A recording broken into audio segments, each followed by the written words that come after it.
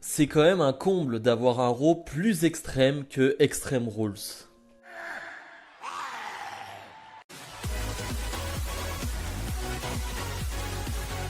Et bonjour à tous, on se retrouve aujourd'hui pour les résultats de Raw du 27 septembre 2021. Le show qui débute directement avec un énorme combat sur le papier. Big E défend son titre de champion de la WWE face à Bobby Lashley. Et oui, on commence directement avec ce gros combat. J'ai été un peu déçu, un poil déçu par le déroulé du match, c'est-à-dire que Big E était un peu trop dominé, voire quasi tout le temps dominé, vraiment. Le combat va durer une dizaine de minutes et Big E ne fait pas grand-chose à part se faire détruire. Très honnêtement, il fait pas grand-chose jusqu'à la finalité parce qu'on va aller jusqu'à cette fin-là. On va en parler parce que c'est honteux de faire ça, mais bon, c'est WWE, on a l'habitude. Finalement, le Hurt Business va se reformer, c'est-à-dire que Shelton Benjamin et Cedric Alexander sont là. Pourquoi? On ne sait pas, mais en tout cas, ils sont de nouveau avec Bobby Lashley. Et finalement, le Hurt Business va s'attaquer, va se prendre la tête avec le New Day qui est là aussi. Les deux équipes vont rentrer sur le ring, donc du coup, ça va coûter une disqualification. En tout cas, le match va s'arrêter. Ça déjà, je déteste ça quand t'as un match qui s'arrête comme ça, c'est un match pour le titre de la WWE et t'as ça. Bref, ça m'énerve. Et donc on t'annonce que, vu que ces deux équipes sont intervenues, et bah plus tard dans la soirée, Big E et Bobby Lashley s'affronteront dans un match en cage.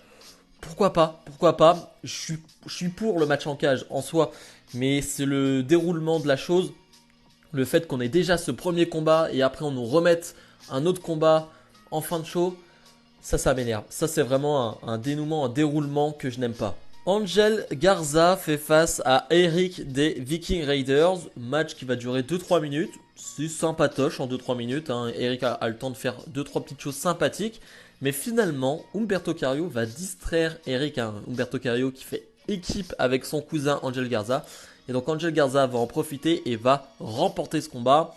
On se dirige vers ce duo Carrillo-Garza qui vont être plutôt heal, hein, de ce que l'on voit en tout cas, de faire ce type d'intervention là, d'affronter les Viking Raiders qui sont sous le papier des faces. Voilà, on se dirige vers ce duo en heal. Comme je l'ai dit, pourquoi pas, c'est des très bons catcheurs, donc j'attends de voir. Est-ce que ça changera grand chose quant à mon intérêt pour la division par équipe? Non.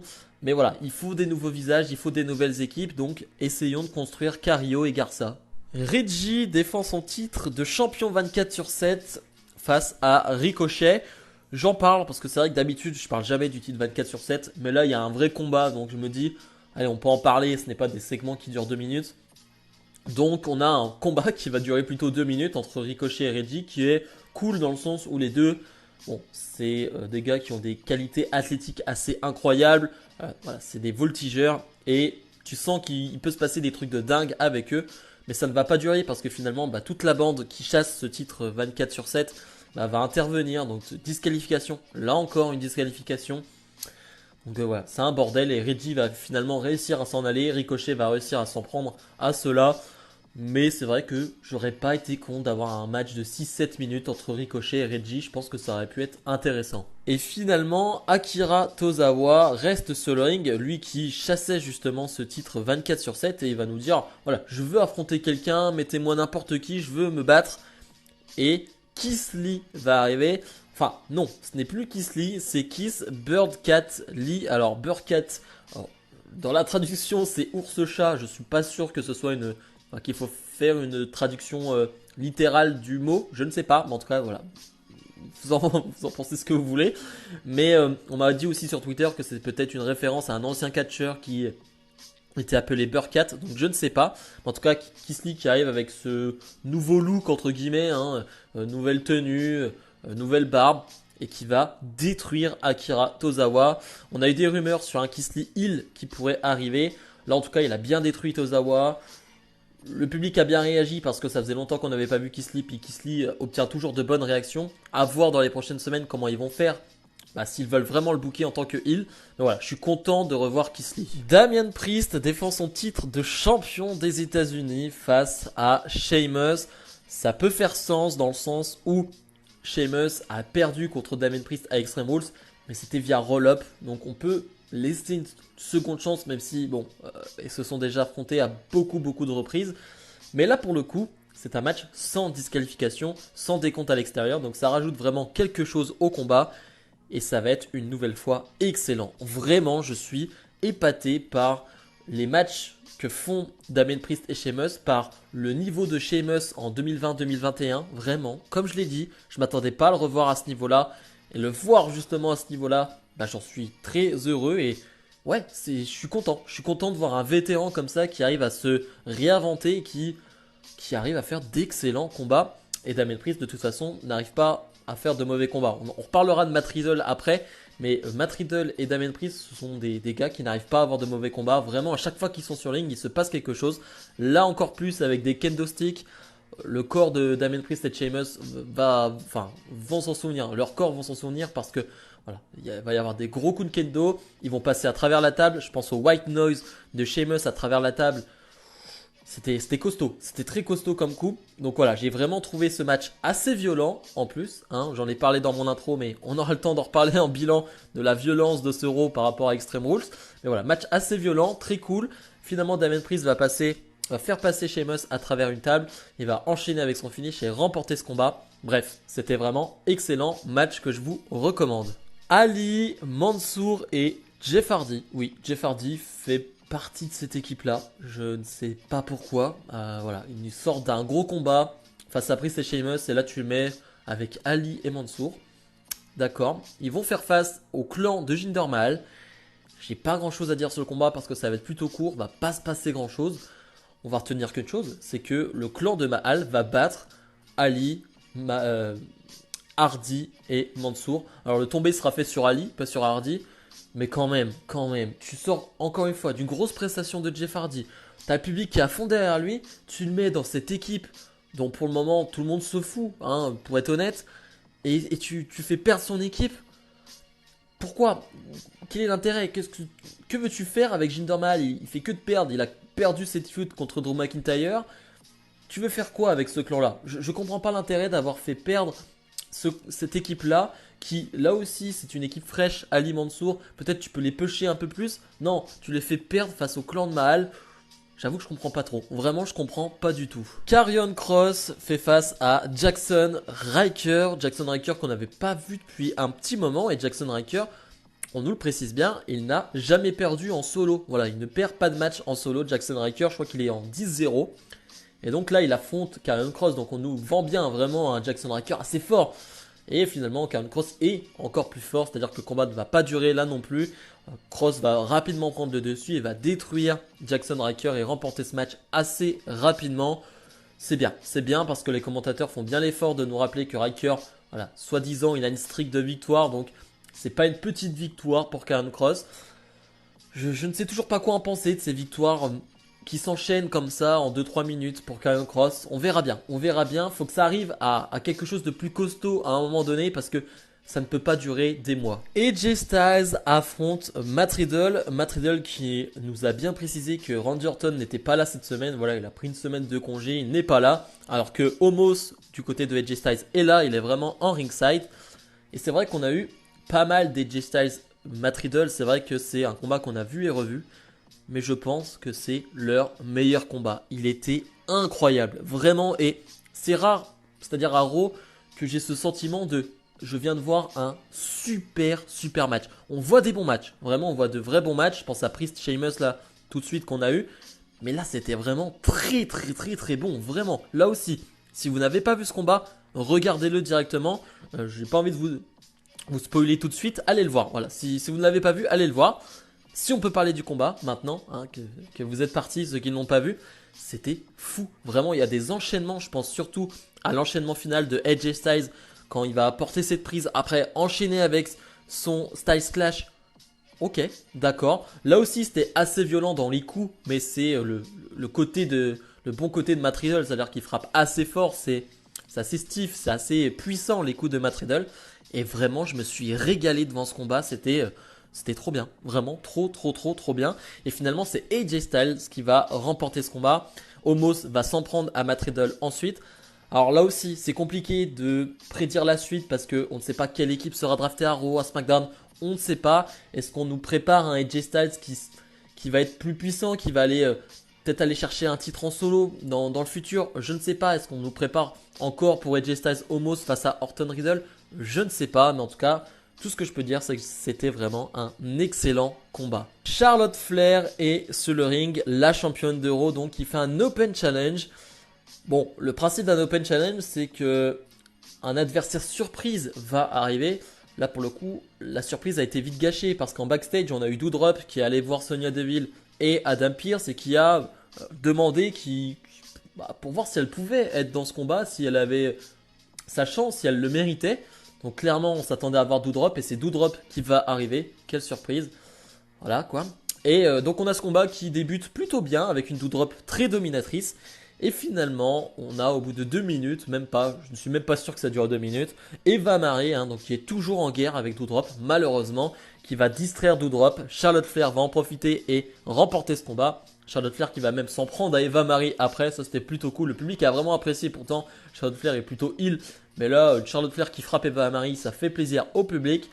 Mais voilà, le principe d'Open Challenge, quand tu donnes l'adversaire avant, faudra m'expliquer l'intérêt. Petit message vidéo de Papy Goldberg qu'on n'a pas vu depuis un moment, depuis cette feud face à Bobby Lashley.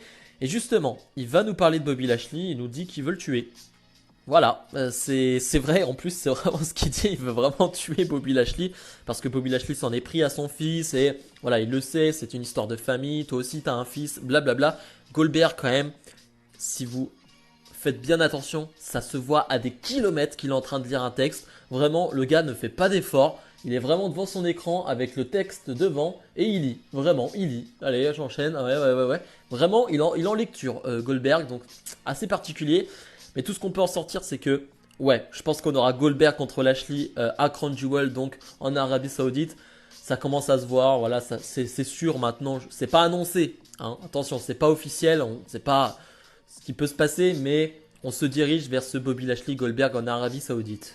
Eva Marie est toujours sur le ring et elle nous dit qu'elle est meilleure que toutes les superstars féminines dans le roster. Voilà, elle peut battre n'importe qui. Elle nous dit que Charlotte a de la chance que ce n'est pas elle qui ait répondu à cet Open Challenge, sinon elle serait championne. Bref, une Eva Marie insupportable, mais elle fait plutôt bien le boulot et c'est Shayna Baszler qui va l'interrompre et ça c'est très très bien. Shayna Baszler qui va pas avoir de pitié pour Eva Marie, qui va vraiment la détruire, qui va lui casser le bras.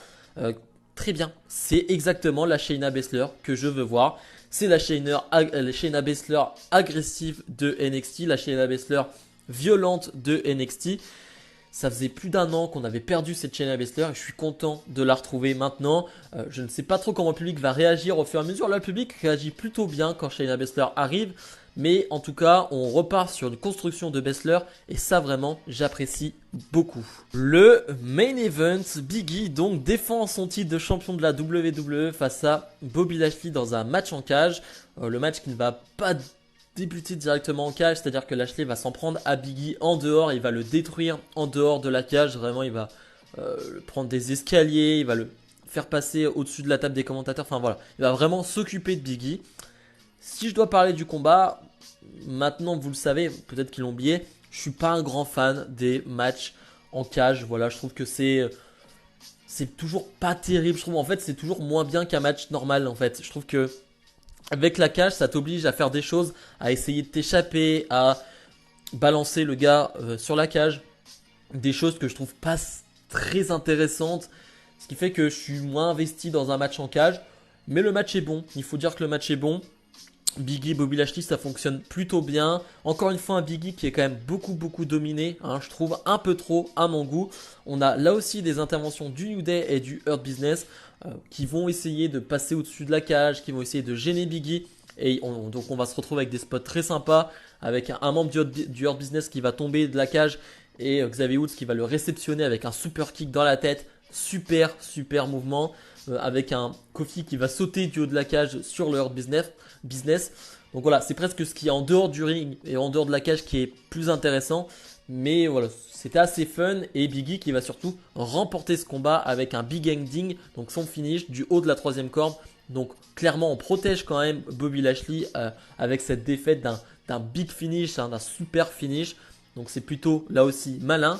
Et après le combat, chose plutôt intéressante, on va pas avoir de réelle confrontation, mais on va juste avoir la musique de Drew McIntyre et Drew McIntyre qui va se présenter sur la rampe et qui va regarder Big E.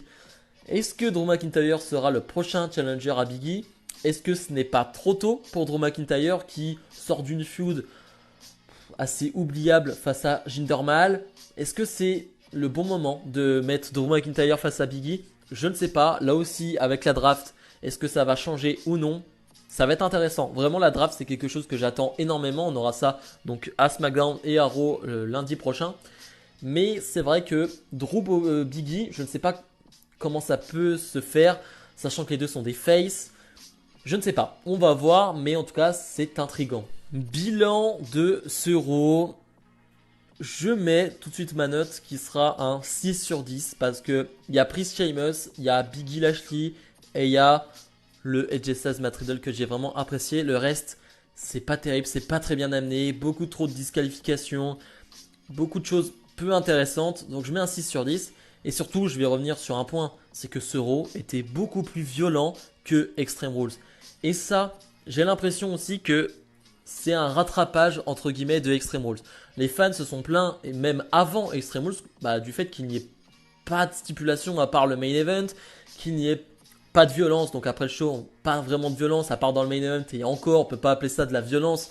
C'était pas non plus incroyable. Donc les fans se sont plaints. Et là, je pense qu'ils se sont dit, allez, on met un match en cage, on met un match sans disqualification, on va sortir les kendo, les chaises, les tables. Ça va faire plaisir aux gens.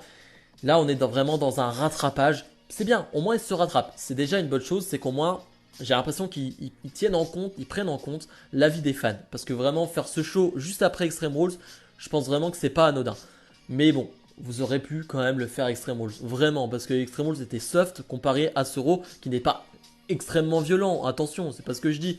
Mais au moins il y a des kendo, au moins il y a des coups, il y a un peu plus de violence, un peu plus de sadisme aussi. Et voilà, c'est ce qu'on veut aussi dans ce côté Extreme Rules. Donc voilà, ce Raw en termes de violence était bien. Mais voilà, comme je l'ai dit, il y a des choses un peu mal écrites, un peu mal bookées. Bref, comme d'habitude, n'hésitez pas à mettre le petit pouce bleu, à vous abonner. D'ailleurs, merci, on a passé les 900 abonnés, ça va hyper vite. Vraiment, ça va hyper vite. Je pensais pas arriver aux 900 abonnés avant la fin d'année. Quand on m'a dit ça, enfin, on m'aurait dit ça il y a quelques mois, je n'y aurais pas cru. Là, on va peut-être atteindre les 1000 abonnés avant la fin d'année. Ce serait fou. Donc, continuez à vous abonner. Ça me fait plaisir. Nous, on se retrouve dès demain pour ma review de NXT 2.0. Salut, salut.